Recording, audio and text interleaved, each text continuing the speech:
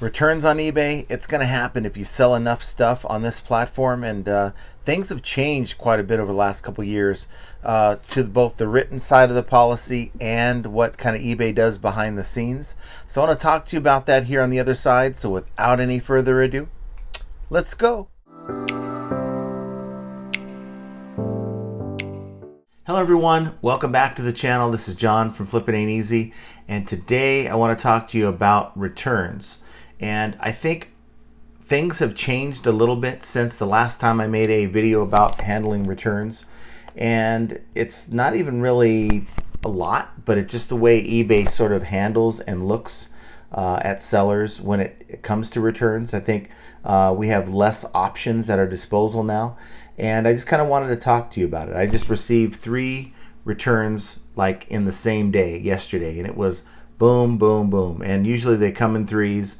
And when I got the first one, I'm like, okay, just wait for it. And wouldn't you know, had the second one, had the third one. I don't know, guys, why they come in bunches, but you know, it is what it is. You always feel a little bit of disappointment, you know, because you want your transactions to go through fine. You want your buyers to be happy. But sometimes there's things that happen. Sometimes if it's a remorse return, maybe they buy the wrong item. Maybe they don't read the listing. Happens here quite a bit. But maybe you've done something wrong. Maybe, you know, you sent them the wrong model number. Maybe you forgot to mention that there's a scratch on wherever. You know, there's a lot of different reasons why customers will return an item. And just like any retail store, yeah, you're not a retailer, you're probably a small seller, but there's rules you have to follow and processes that you need to adhere to, because if you don't, you can actually find your account in some bad shape. So that's the first thing. When you get a return, you need to make sure you're on it in a timely manner. And eBay gives you like 48 hours or whatever, 2 days or so to reply to a return request. Meaning that if a buyer opens a return, you're either accepting the return and confirming your address if the buyer's paying for the label. If you're like me and you have no free returns, it's on the buyer. And if it's a remorse return, the buyer's paying for the label. So all you're doing is confirming the address. But if it's an INAD, item not as described, or eBay will call it a SNAD, significantly not as described, then that return label's on you. Then you have to go in and confirm the price of the return label, or you can set it up to where you go in and upload your own. And there's a whole process to that. I usually upload my own because I find that the price of the return label is significantly cheaper. Now, real quick, there's some of you out there who are like, well, I don't accept returns at all. I have no returns. Well, just because you have no returns doesn't mean you have no returns. No returns means absolutely nothing on eBay, except it could be maybe a deterrent for those who don't know better. But if someone gets your item and it is not as described, or there's a problem with it, someone can go into eBay, still open a return. There's an option for that, and select item not as described or arrived damaged. And guess what, guys? You are on the hook for that return label, like it or not, and you have to accept the return.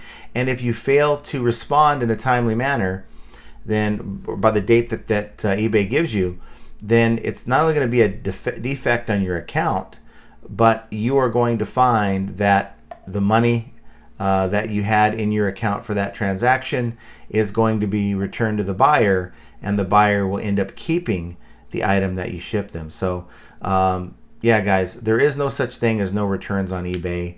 Like it or not, it's maybe sounds good, it maybe makes you feel like you're not going to get a return, but that's not the reality of it. So once you approve the return process, okay, now the buyer has, now eBay states they have 15 business days to get it to you, sometimes 35. I don't know the discrepancy. Even their policy doesn't really say why one would get 15 days to return the item, or business days, now not counting weekends or holidays, and others would get 35 business days. I'd like to think it has to do with account health. I do recall when They were messing with this about a year or two ago.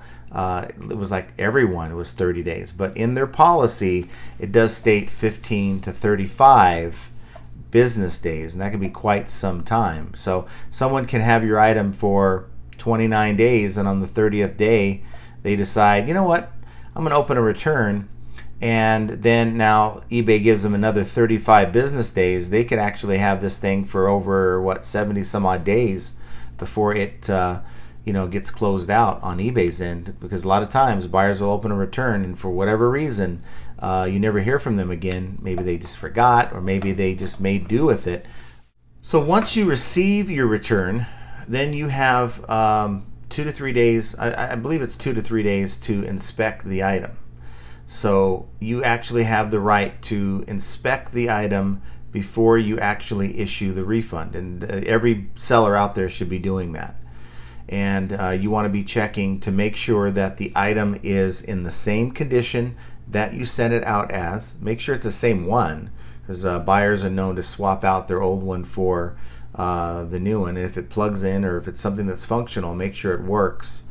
Also, make sure the accessories, make sure the battery, make sure that the AC adapter, if it plugs in, make sure that everything that you sent with it, including original packaging, that's also important, is there. Now, eBay does have some guidelines. So they expect a full refund if it comes back and everything is in the same condition.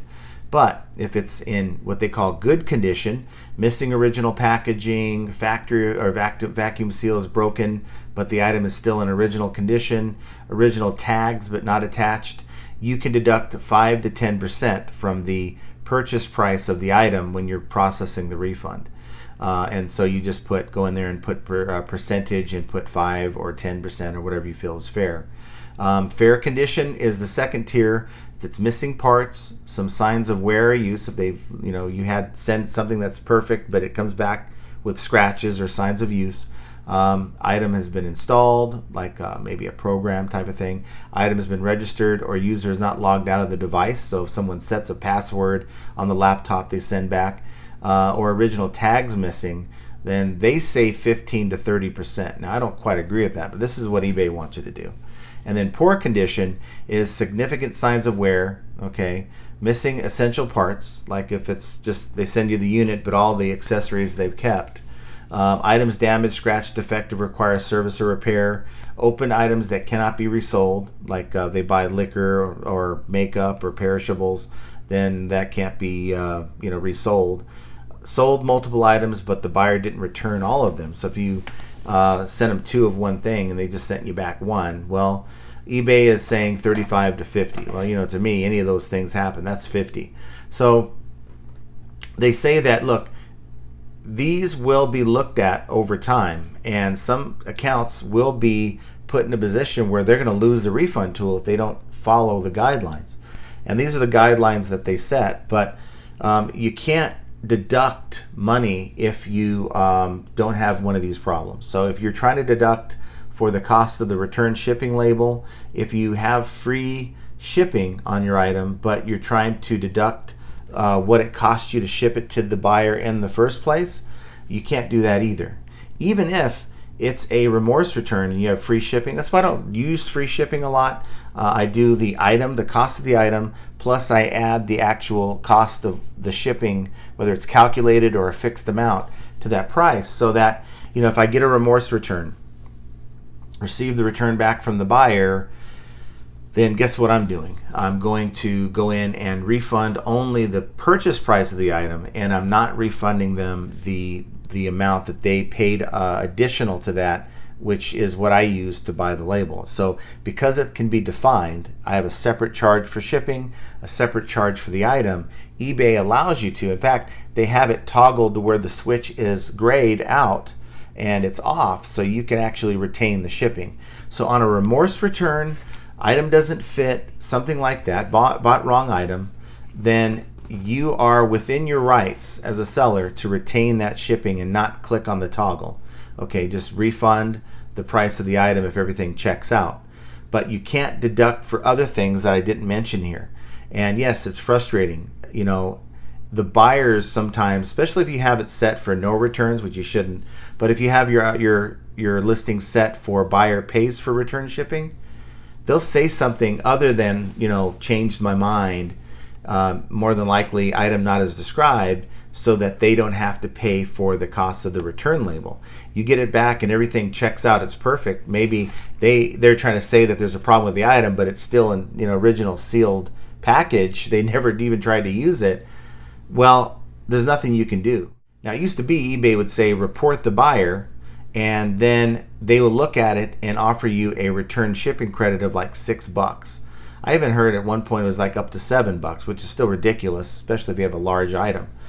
But from my many conversations with US reps, and there's nothing mentioning it that I can find here in eBay's policy under Health and Contact or Help and Contact, and that is they don't offer the $6 return shipping credit anymore. So the idea that eBay is going to make you whole or give you some money back because of a false INAD or false SNAD, no guys, it's certainly not a thing anymore. So what happens if you send something to the buyer and they send you something totally different or just totally broken? Obviously they misuse the item, or maybe they just send you a brick, right? Well, in the past you would just go to ic3.gov and you would file an internet fraud report. Usually it's like 2 or 3 pages. You go through the whole process. Who's the buyer? What did you sell? That stuff. You fill out this, what looks to be an official form, and you send it off to the folks at this government agency, and you hear nothing back from them again. You don't even get a number attached to this report that you just filed. And then you call eBay and you let them know that this happened, and you filed an internet fraud request report through ic3.gov, and they would always seem to say, okay, we've taken care of this return on your behalf. We've given we've given your buyer their refund, which sucks, but that's what it is. And we've released your funds back to your account. So you're both, good, move on, and all was well with the world. But I found out the hard way back in, I believe it was February, when I had a return that was certainly a fraudulent return. And I filed the report through ic3.gov, contacted a rep in the United States, and they said, well, I don't know what you want me to do. You have the refund tool. You can deduct up to 50%, but we don't do what you're asking. And that ic3.gov to, get a full refund or not have to pay your buyer a full refund or anything at all is just not a thing. So even if you go through all the steps that we used to be able to take, chances are they're not going to be able to do anything for you except refer you back to the refund tool. Now, with that said, it's not to say that the rep that you're talking to won't look into it for you. They are likely to look at maybe the buyer's previous returns to see if they've had reports like this against them in the past. Maybe it's a new buyer that just opened that account. These are factors that will allow the rep to maybe do this on your behalf, regardless if you go to ic3.gov or not. So another thing they also look for, and I didn't know this was a thing, they will look to see if the shipping label that you sent, you sent the item was 10 pounds, and the item they sent back was 5, okay? And I guess with FedEx and UPS, it does show the actual scanned weight in the tracking, and they'll see that, and they'll be able to confirm, well, the item that you sent was 10 pounds, and the item they returned back was 5. This doesn't seem right. There's something not here. They're obviously not sending back everything. So that's another tool that they have that isn't mentioned here on their policies, but I'm sure there's a number of things they do to try to look into seeing if you're right versus the buyer. So that's, in my mind, I think that's a good thing, because really the last thing you want to do is to talk to someone who's just going to rubber stamp your concern and send you to the refund tool when it's obvious you've been scammed. Even if the rep is trying to help you on the phone to determine if they're going to give the buyer a full refund and allow you to keep your funds, don't allow them, or ask them specifically, please do not open a case Because if they determine that, well, there's nothing I can do, but I'm going to send this up the ladder like a lot of the overseas reps like to do, send it to a different department, they're opening a case. And in doing that, that now prevents you from using the refund tool. In fact, you can't do anything at that point. It's now in eBay's hands, and eBay may say, okay, we've sided with the buyer, and they're refunding the buyer on your behalf the entire amount. And because they had to step in on your behalf, it doesn't matter if you initiated the claim or not, or the case or not, that's going to be a defect on your account. So don't do that to yourself, and don't put yourself in a position to where now you can't even claim 50% refund on that. So that's one of those things you just kind of have to put out there. Just let them know, look, I just want to see if there's anything you can do, because you may send me back to the refund tool. Please don't open a case so that I can do what I have to do if you're not willing to help me. So what do you think, guys? Comment down below. Did this even make sense to you? Hopefully it did. Hopefully this gave you guys an idea how the refund or the return refund process works. Really, it's just the way business works. I mean, have you ever walked into a Walmart or even a Best Buy or a retail store, and there's a dedicated customer service line that usually has people in line that are returning stuff. It's part of the retail business. And if you sell just one item on eBay, you've entered into the retail business. You may not have a brick and mortar, neither do I, but we're all retailers utilizing eBay's platform, and we have to follow their rules. We may not agree with the rules, but the fact that you're selling on the site is telling eBay and the world that you're following their rules, and that's what eBay expects. And sometimes it sucks, right? Sometimes you get these returns, you don't feel they're warranted, you really don't agree with the reason why the buyer is returning the item, and maybe some of that's just disappointment. Now you got to go back and relist the item, you have to clean it up again, and it's just not what you want to be doing. You want to be listing new stuff, not the stuff that's returned back to you. But it's just part of the game. It's part of their rules, and we have to play within their rules. It's their sandbox, like I've told you before. And it's the cost of doing business. There's a number of you people that hate me saying that. But if you look at it like this, you're going to sell who knows how much over a year period. And it's going to be a small percentage. Your returns are going to be a small percentage of what you sell over a given year.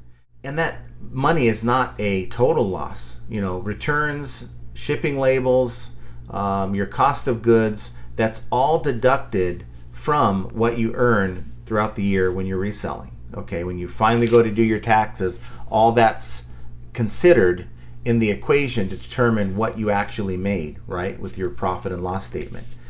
So it's not a total loss, guys. It's just the way you have to do it. It's just the name of the game. And mentally, I think we just need to accept the fact that returns, it's part of the process. And one thing I made a video on was that I love returns, because returns is a sign that you're making good sales. Chances are, if you're not getting returns, you're probably not selling as much as you could or you should. There's people that'll probably put stuff in the comments down below, I never get returns, and I think that has a lot to do with the category you're selling in. Some categories are just really clean with returns. You don't have to worry so much about those items being returned, but like if you're dealing with electronics and things that have a higher risk, then you're going to see more returns inherently. If you're selling electronics, you tell me you don't get returns, then I'm probably going to call BS on you, because I've been selling electronics for years, and that's why one of the reasons why my returns are higher than I'd like them to be. But that's a subject for another video. So do me a favor, guys, hit the like button, subscribe to the channel if you enjoy the content that I put out, and of course hit that notification bell so when we go live, like we do on Mondays and Fridays at 3 p.m. Pacific, 6 p.m. Eastern, you're going to be notified. Again, and I'll keep saying it until I'm done saying it, and that is, this is eBay's sandbox. These are the rules that eBay has laid out for us to handle returns.